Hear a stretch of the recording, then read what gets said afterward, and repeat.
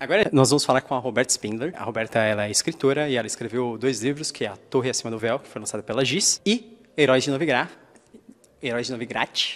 Heróis de Novigrad. Tem uma discussão sobre isso. Heróis de Novigrad.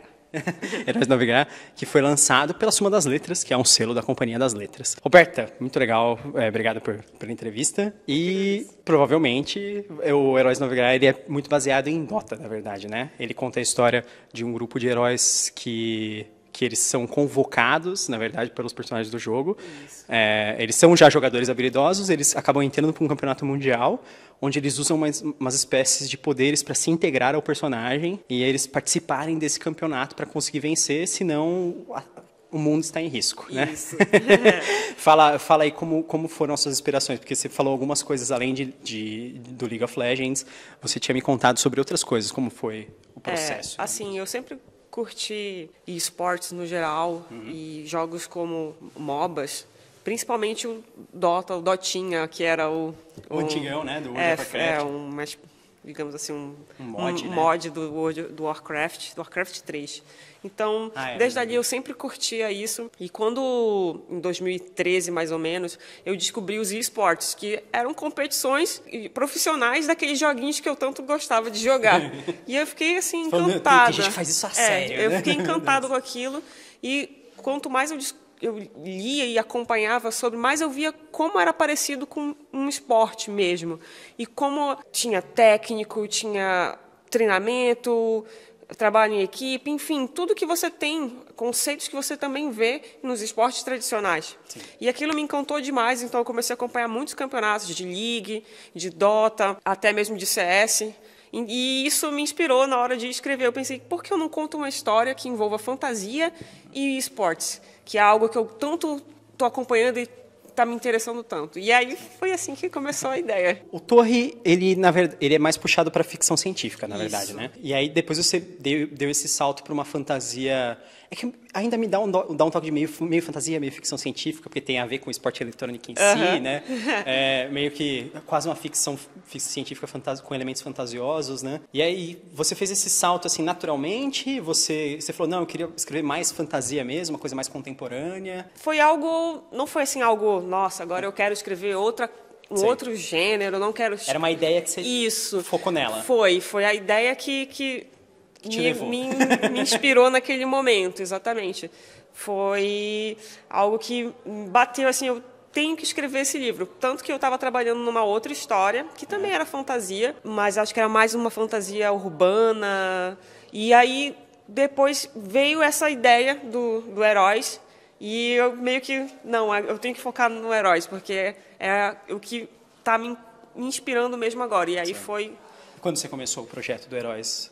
Pode ser desde quando você pensou primeiro na ideia? Desde quando eu pensei, foi um pouco depois que eu terminei de publicar A Torre Acima do Véu, faz tempo. Tá. Então, em 2014, 2015, eu mais ou menos estava com a ideia do Heróis e eu comecei a escrever.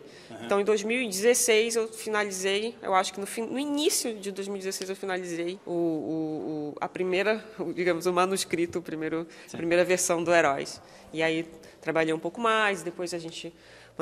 consegui a minha agente, na agência Página 7, e aí a gente começou a trabalhar nele, e aí todo o processo até chegar na Suma e publicação agora, em 2018. Você contou da agência também, que você falou que foi uma história meio engraçada. Como é que você acabou com a agência?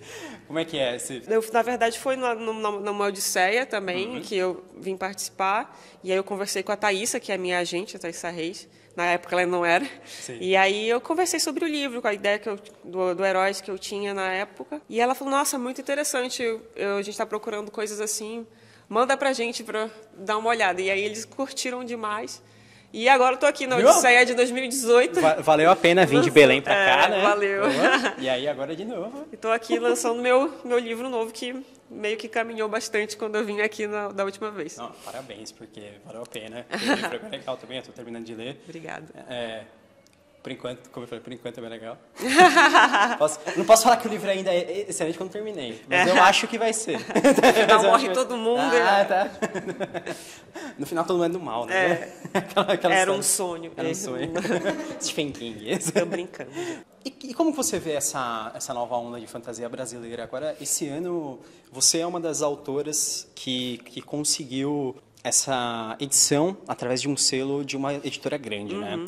E isso foi muito legal, todo mundo ficou muito esperançoso com isso, a maior parte dos autores nacionais ficou super feliz com esse movimento das editoras grandes para reconhecer os autores nacionais, né? Teve Felipe Castilho, teve você, agora o Gabriel também, entre outros. E como você vê agora essa nova aposta das editoras? Você acha que eles estão fazendo isso porque eles querem apostar dentro do mercado conhecendo o talento mesmo? É porque os autores estão melhores? Eu acho isso super positivo, é maravilhoso. Realmente dá esperança para os autores iniciantes. E eu, por exemplo, na época que eu comecei a escrever, em 2010, comecei realmente a trabalhar pensando, eu quero publicar um livro. Eu nunca imaginei que um dia eu ia publicar um livro por um selo da Companhia das Letras. Nunca. Às vezes até nem caiu a ficha. Então, é algo muito legal. Eu acho que as editoras estão percebendo que o público também tem interesse nos autores locais e que os autores nacionais têm qualidade e que podem vender. A gente vê o Felipe Castilho com a Ordem Vermelha várias semanas na lista de mais vendidos. Sim, isso então isso é uma prova que a gente tem autores de qualidade e que também refletem nas vendas. Então, acho que isso é legal e eu vejo isso de uma forma super positiva e eu espero que continue uma tendência da gente também abrir espaço nas editoras grandes para autores nacionais, porque assim os leitores também conhecem, têm mais acesso aos livros que são produzidos aqui. Eu concordo com tudo que você falou. A gente não tem nenhum detalhe a mais para pôr. E agora, você está planejando alguma coisa?